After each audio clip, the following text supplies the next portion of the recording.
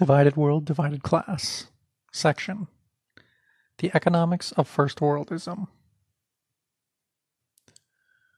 After the Second World War, the core nations of the capitalist world system set aside their previous rivalries and combined to form a collective imperialist bloc under overall U.S. hegemony. Despite, at times, and arguably increasingly, resisting their subordinate position, Western Europe and Japan have complied and colluded with the United States so as to maintain their historic economic and political ascendancy over the Third World by means of debt servicing, unequal exchange, price fixing, transfer pricing, repatriation of profits by multinational corporations, and royalties from monopoly of intellectual property rights. Beginning of long quote from Amin. The solidarity among the dominant segments of transnationalized capital from all partners in the triad, the imperialist bloc of the European Union, North America, and Japan, is expressed through their rallying behind globalized neoliberalism. The U.S. is seen from this perspective as the defender, militarily if necessary, of, quote, common interests. Nonetheless, Washington does not intend to share equitably in profits derived from its leadership. The U.S. seeks, on the contrary, to reduce its allies to vassals, and is thus only ready to make minor concessions to the junior allies in the triad. Will this conflict of interest within dominant capital lead to the breakup of the Atlantic Alliance? Not impossible, but unlikely. End quote from Amin, 2006.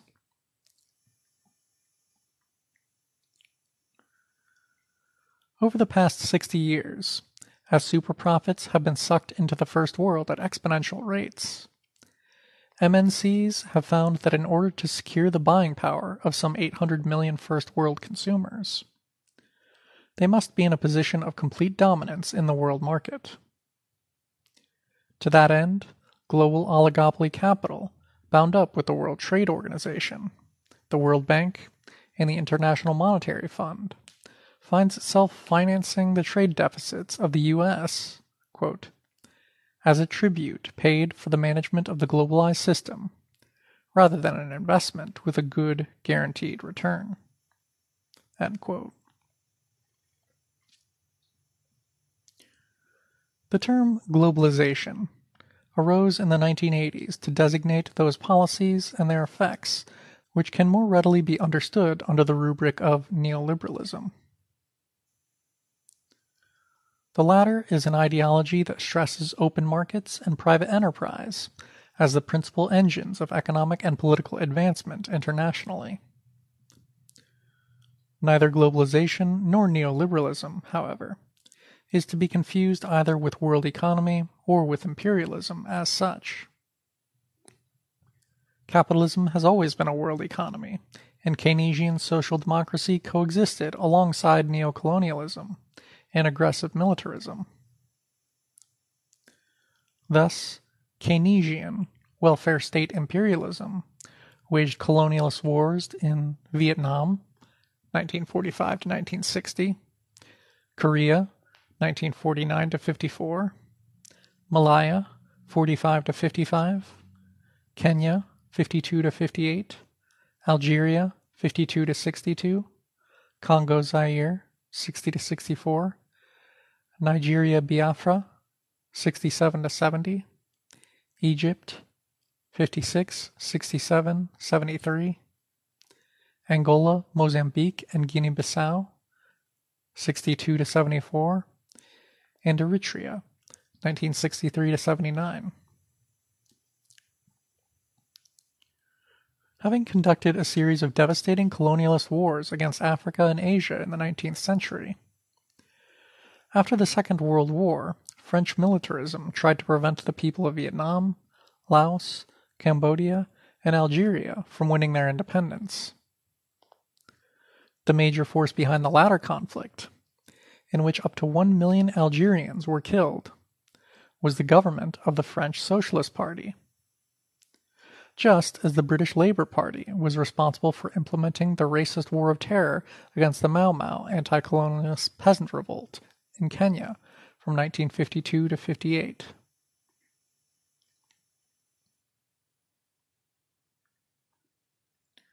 Neoliberalism does, however, signify a new discipline of labor to the standards demanded by lenders and shareholders.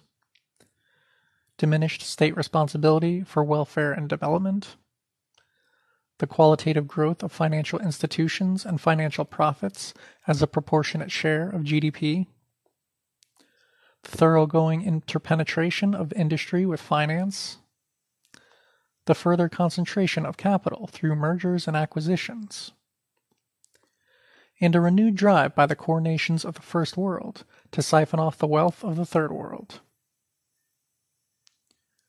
Specifically, neoliberal globalization is one of growing foreign exchange transactions, international capital mobility, transnational corporate expansionism, and the economic ascendancy of financial institutions like the IMF and the World Bank.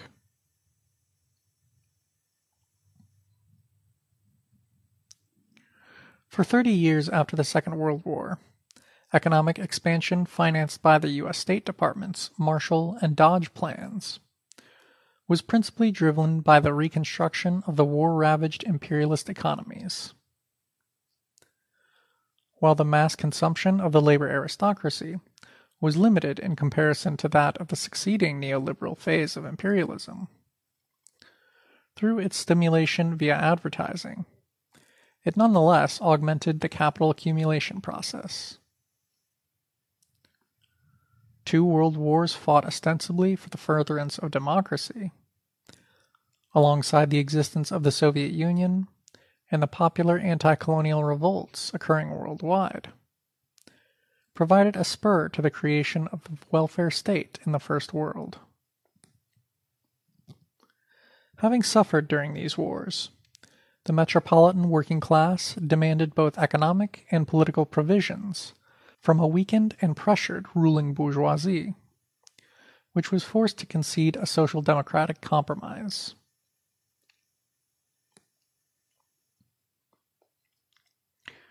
By the end of the 1960s, however, declining profits caused by low interest rates, high investment in fixed assets, physical capital, plant and machinery, high state expenditures, and high wages were causing inflation and sluggish growth, stagflation, in the imperialist economies. At the same time, thriving Japanese and European imperialisms were beginning to compete with the United States, resulting in declining prices for internationally traded manufacturers, and hence declining profits. Moreover, the U.S. itself increasingly found that it could not balance its trade. Consequently, a large reservoir of dollars that could be converted into gold was rapidly accumulating on a world scale, forcing the United States in 1971 to abandon the gold standard and fixed currency exchange rates in favor of floating exchange rates. The decision by the Federal Reserve to dramatically increase interest rates in 1979 marks the beginning of a period of full-bodied neoliberalism. The power such measures afforded investors and creditors led to an upsurge in global capital flows from the mid-1970s onward. Although state deficits continued to remain high because of the enlargement of credit, profit rates began to be restored between 1982 and the turn of the millennium as global imperialism became a reality.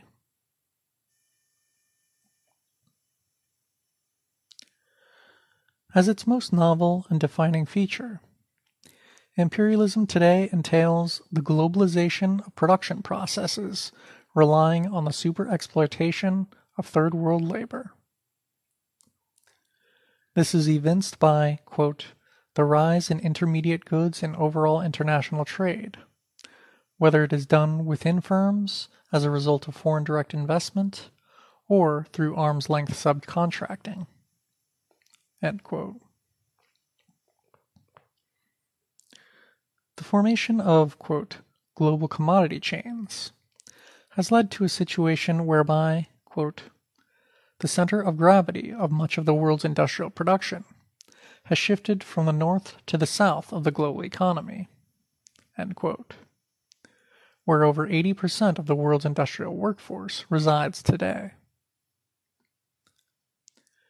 As a means of securing super profits from highly exploited wage labor, and of countering upward pressure on wages by lowering the cost of reproduction of core nation labor.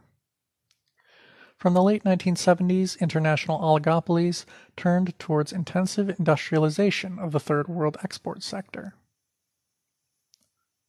Quote, global labor arbitrage, the practice of firms profiting from international differentials in the price of living labor, affords the biggest companies massive market gains and a competitive edge over smaller rivals. At the same time, for core nation workers, imports of clothing, food, and other mass consumption goods produced by super-exploited Third World labor have enabled improvements in living standards without their having to wrest higher wages from employers. Nevertheless, global imperialism has not been without its contradictions. These are especially bound up with the related phenomenon of financialization.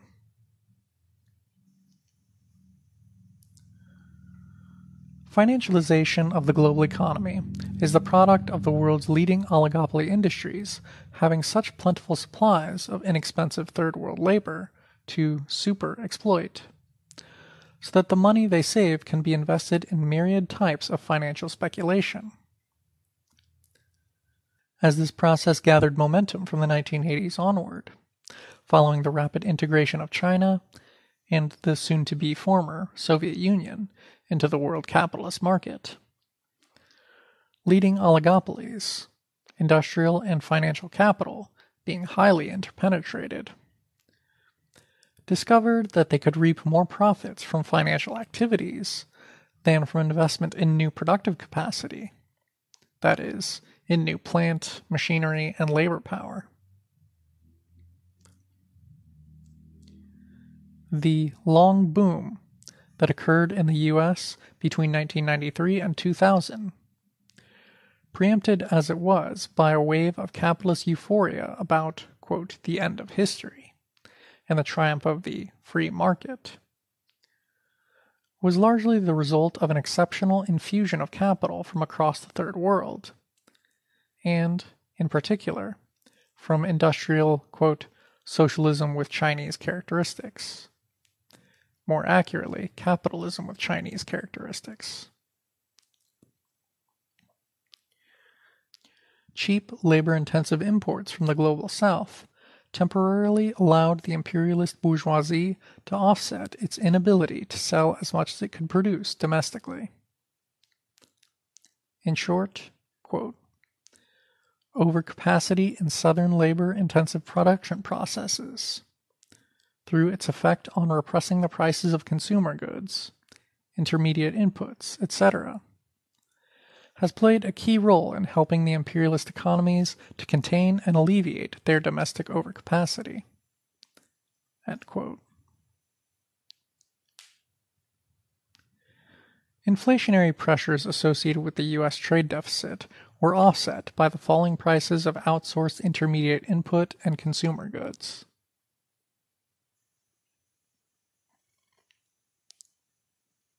Concerned to prevent their currencies appreciating against the dollar, and thereby making their exports more expensive and scuppering export-led growth.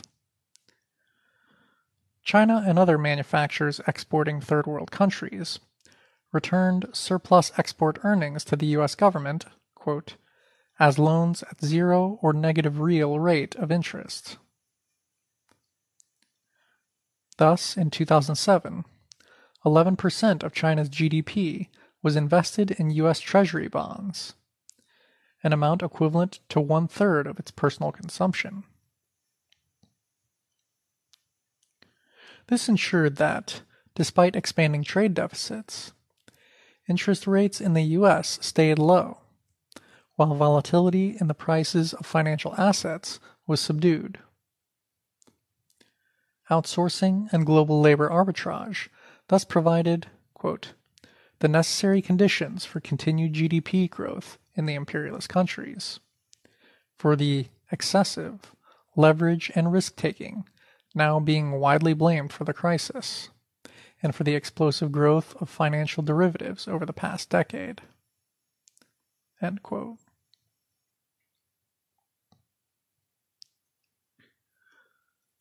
Financialization of the economy, following on the heels of global imperialism, was recently manifested most prominently in the provision of cheap, risky mortgages for house purchases in the rich countries. When in 2007 many of these loans turned bad and house prices peaked, homebuyers found themselves unable to pay their mortgages, and banks were forced to foreclose and sell quickly and cheaply. Many houses thus became available at low prices, and the market value of real estate declined precipitously. As a result, the biggest mortgage brokers went bankrupt, taking down with them a number of big banks that were heavily invested therein. In order to bail out these banks, governments across the First World sold bonds, that is, promises to pay the bearer back with interest at a later date. Thus, saddled with huge debts, accrued to prevent the capitalist economy from going into meltdown, governments have instituted sweeping austerity measures, cuts to public sector jobs, salaries and services, their pace dictated by prospective investors' confidence in the ability or otherwise of governments to pay their debts. Given that austerity has massively reduced first world markets for goods and services, it is unlikely that the private sector can pick up where the public sector has left off for some time to come.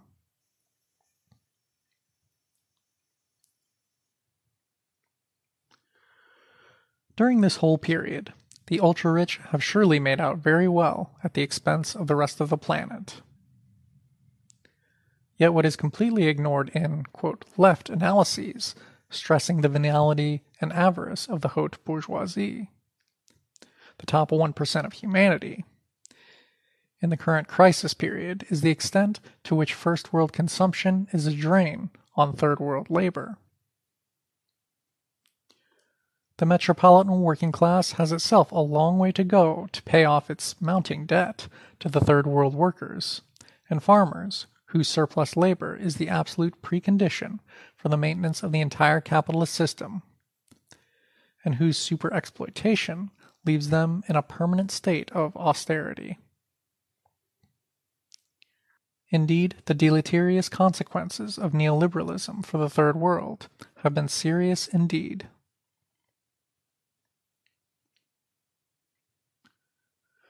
By the end of the 1970s, the depletion of the global periphery's rural labor force, part of the reserve army of labor in Marxist terms, augured the growing strength of its working class.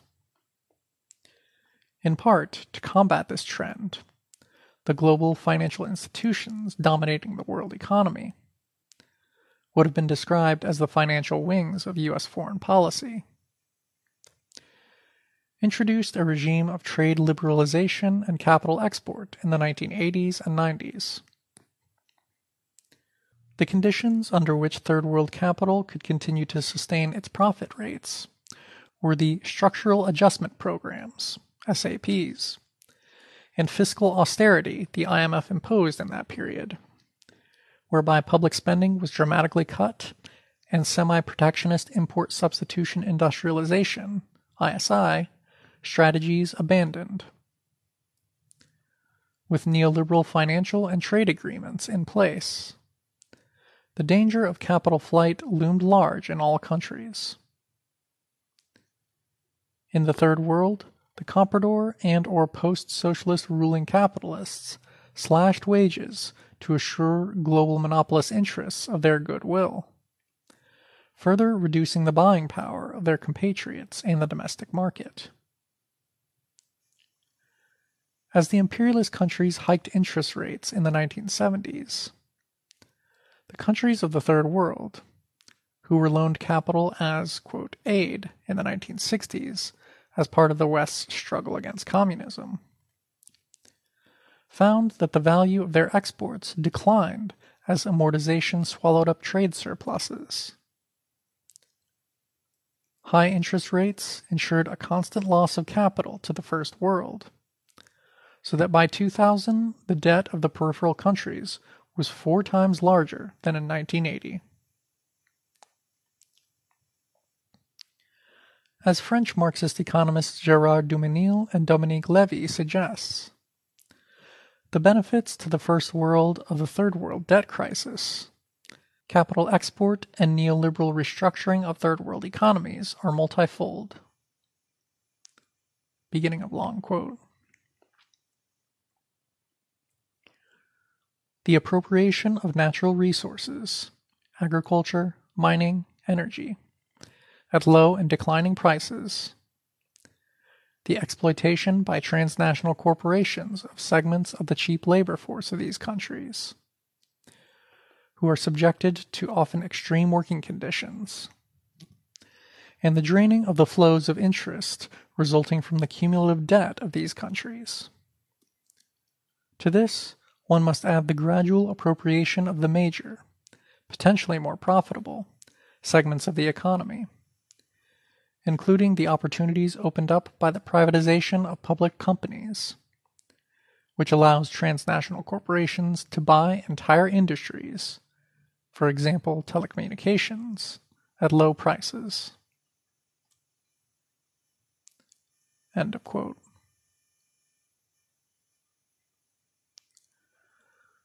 Fully export-oriented capitalism, then, was implemented on a massive scale in Third World countries from the 1980s and continues today.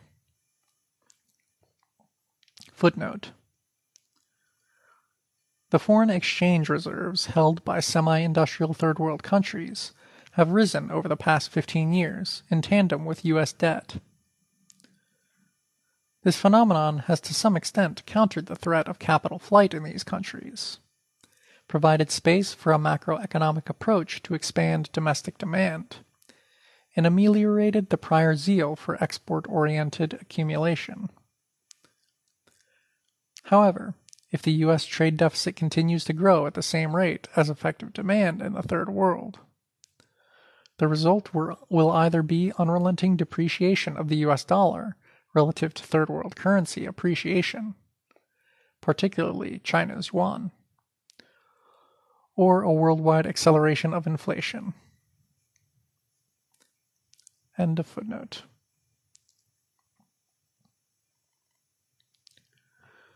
To ensure effective demand for Third World commodities, returns from superexploitation, and the health of the whole imperialist system, a huge current account deficit centered on the U.S., the world's borrower and consumer of the last resort, was essential.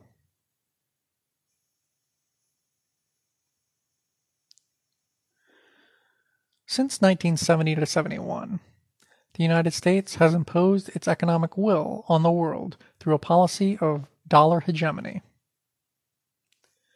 To ensure that superexploitation can continue unabated in countries which have the potential to develop their own competitive economies, the United States demands that the world pay for oil in U.S. dollars, which it uses to purchase goods for which it has not the ability to pay.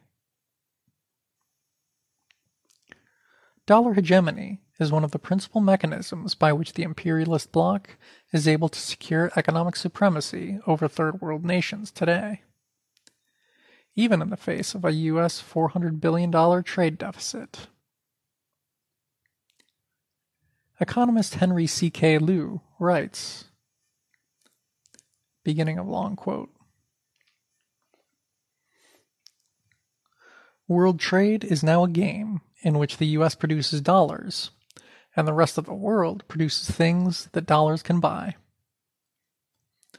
The world's interlinked economies no longer trade to capture a comparative advantage. They compete in exports to capture needed dollars to service dollar-denominated foreign debts, and to accumulate dollar reserves to sustain the exchange value of their domestic currencies. To prevent speculative and manipulative attacks on their currencies, the world's central banks must acquire and hold dollar reserves in corresponding amounts to their currencies in circulation. The higher the market pressure to devalue a particular currency, the more dollar reserves its central bank must hold. This creates a built-in support for a strong dollar that in turn forces the world's central banks to acquire and hold more dollar reserves, making it stronger. This phenomenon is known as dollar hegemony, which is created by the geopolitically constructed peculiarity that critical commodities, most notably oil, are denominated in dollars. Everyone accepts dollars because dollars can buy oil. The recycling of petrodollars is the price the U.S. has extracted from oil-producing countries for U.S. tolerance of the oil exporting cartel since 1973.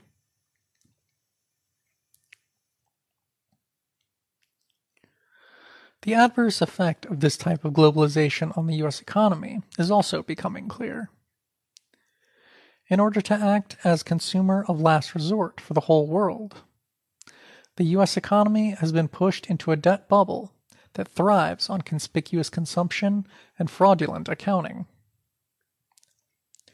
The unsustainable and irrational rise of U.S. equity prices, unsupported by revenue or profit, had merely been a devaluation of the dollar. Ironically, the current fall in U.S. equity prices reflects a trend to an even stronger dollar, as it can buy more deflated shares. End quote from Liu, 2002.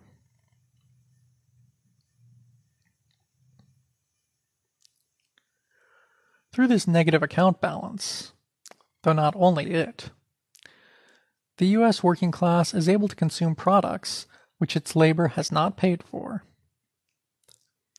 Global neoliberal restructuring has thus maintained the privileged position of the core nation working class relative to the third world proletariat, albeit on terms less favorable to the former's independent political expression than during the long boom of the 1950s and 60s. The institution and maintenance of global monopoly capitalism ensures that there is effected a fully international division of labor. With rising wage levels now essential to the maintenance of political stability, markets, and technological progress in its home countries,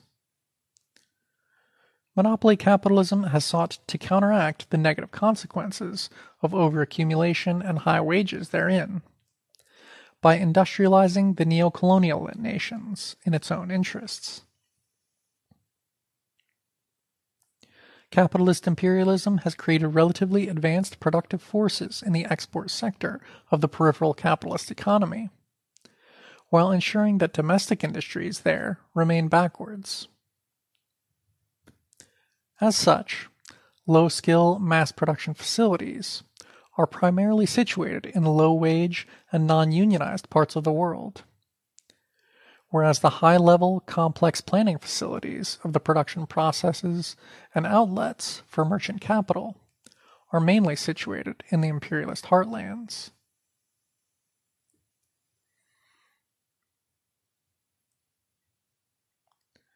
The advent of the newly fashioned microchip in 1971 marked the beginning of a third industrial revolution based on cybernetics and a new age of capital accumulation. This new technology ensured that employment of the metropolitan industrial workforce was increasingly unprofitable. Comparatively, labor-intensive employment was relocated to the Third World by the end of the 1970s. Particularly since the marketization of China's socialist industry and the neoliberalization of dirigist Indian agriculture, while capital-intensive employment remained grounded in the First World. The economic conditions for the production of information technologies, computers, robots, electronic components of all kinds, and the wages of skilled intellectual workers, lie in the ongoing historical accumulation of surplus value extracted in the industrial peripheries of capitalism, where profiteering depends upon instituting the most exploitative working conditions possible. Beginning of long quote by Savarzadeh. To posit the source of wealth in post-all societies, that is, postmodern, post-industrial, post-structural, etc., as, quote, knowledge, rather than, quote, labor, and the source of reality as images, produced through new configurations of knowledges, cyber information, means that scattered hegemonies and post-class negotiations, not class struggle, are seen as the source of social change in these societies. Revolution is dead. Capitalism is emancipated from labor. However, Bell, Lyotard, and other theorists are able to put forth knowledge/information as the source of wealth, only by means of a violent idealism that represses the material conditions of the production of knowledge/information. They see the images on TVs and VCRs, listen to the music on the latest CDs, and conclude that the real is being transformed by mediated information. But they bracket the historical fact that these images are constructed and then transmitted by material means: TV sets, VCR players, CD players, cables, satellite dishes, produced by the labor of workers, the source of whose labor power has in turn been produced by labor. They take the theoretical knowledge constructed in laboratories, but bracket the material conditions of production of these knowledges. Not only are the very instruments of experimentation, which lead to theoretical formations, produced by labor, but the conditions of possibility of the experiment itself, as a science event, are provided by the labor of generations of workers. The buildings in which scientists undertake their work are constructed by labor. Their food, clothes, cars, telephones, computers are all produced by labor. End of quote.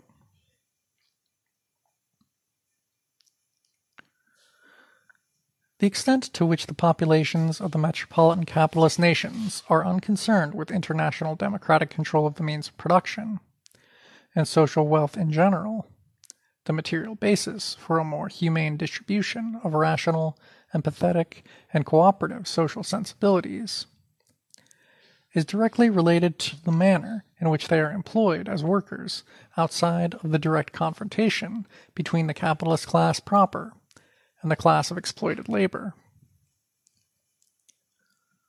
Sociologist Grant Kester writes, beginning of long quote, "With the transition to a post-industrial economy, the social costs of the capitalist system haven't been eliminated. They have simply been relocated. The International Division of Labor under post-Fordism has the effect of partially displacing class divisions that were previously experienced in the industrial city, between city and suburb, middle class and working class, into spatial divisions between first and third world. Violent clashes between capital and labor, between steel workers or electronics assemblers and factory owners, are now less likely to take place in downtown Detroit or Pittsburgh, than in South Korea or Sri Lanka, countries with strong anti-union policies and close relations with American industry, countries in which the cost of reproducing and policing a labor force is far lower than in the United States. All the associated processes of, quote, organizational and technical restructuring and offshore sourcing of sanitized global cities and isolated Mexican maquiladoras work to insulate the beneficiaries of post-industrial capitalism from the social costs that this system inflicts on those countries that function as the labor pools for the post-Fordist economy. End of quote.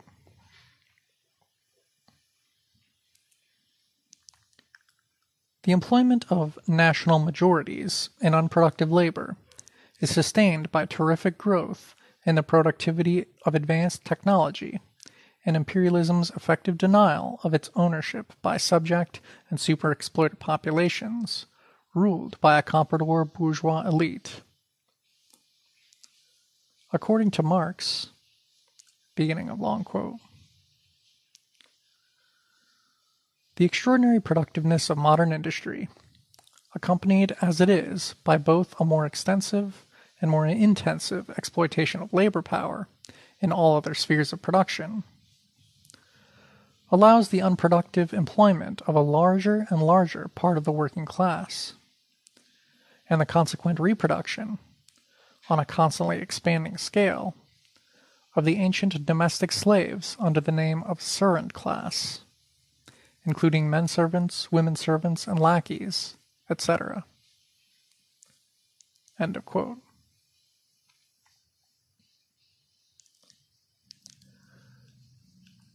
As superexploitation has become central to the operation of the global capitalist economy, the size of the productive workforce in the core nations has diminished, and the consumer service sectors of the economy have expanded. This phenomenon can be witnessed in Britain as far back as 1815, where between then and 1901, the absolute numbers of workers in basic industries remained static, whilst the total population almost doubled, entailing a decline in the proportion of these workers, from 23% to 15% of the total British population. Politically, workers with a material stake in the post-industrial economy constitute a rampart of first worldism within the global working class.